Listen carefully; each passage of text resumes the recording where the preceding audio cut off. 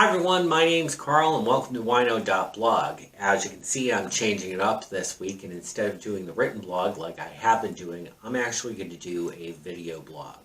I'm pretty excited about it because, as you can see, this is going to be my first chance to drink some wine on camera.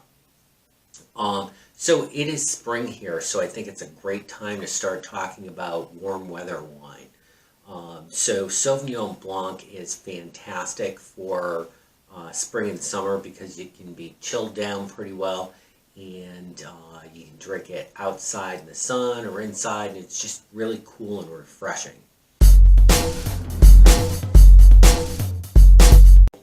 I've taken the opportunity to look all three of these wines up on Vivino, and if you don't know what Vivino is, it is a fantastic app that you should get for your cell phone. So you simply take a picture of the label, and it brings you to other wine drinkers' ratings and reviews on the wine. It's fantastic because it's not just a wine expert telling you what they think of the wine. You can actually see what other consumers think about it, which I find pretty useful. All three of these wines come from New Zealand, which is one of the top producers of Sauvignon Blanc in the world. And it's become one of my favorite regions for it. So let's go ahead and get started. So we're going to start out with Oyster Bay.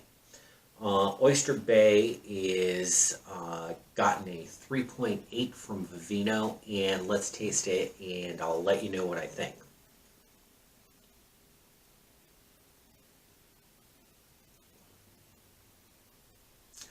That's pretty good. It's got a nice start and it gets pretty tart.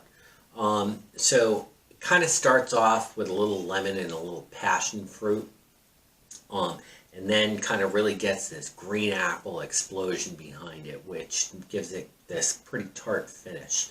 It is dry, but not so dry it leaves that dry feeling in your mouth. You still get that nice fruit aftertaste with it, which is really fantastic for a warm day.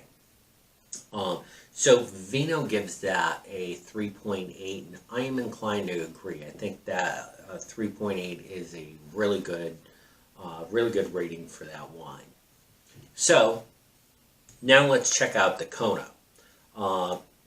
Kono has gotten a 3.9 from Vivino, and let's take a taste of that and I'll let you know what I think of that one.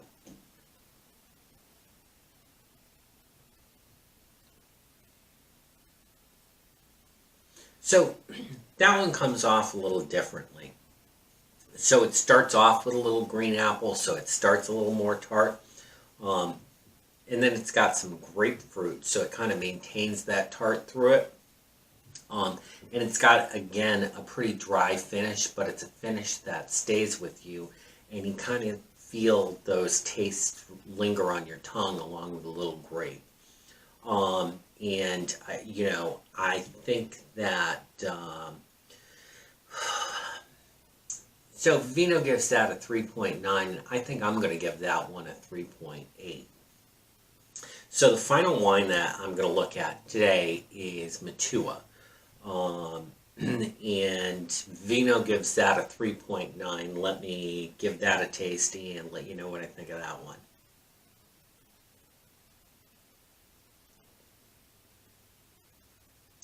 So that is pretty interesting.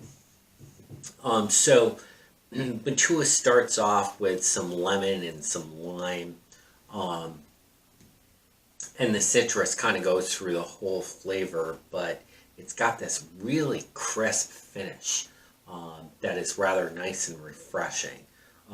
It again is dry, but it's got a really pleasant aftertaste that I think would be really pleasant on a warm afternoon.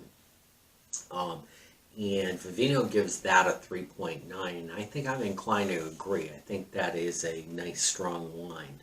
So out of the three, I'm going to say that my favorite is the Matua, but I really don't think you go wrong with the Oyster Bay or the Kono either. So When you get some time, go to your local wine shop, check out some Sauvignon Blanc, bring your phone, use Vino, check things out, and see if you agree with me. So that's all for this week, and thanks for joining me. I really appreciate it.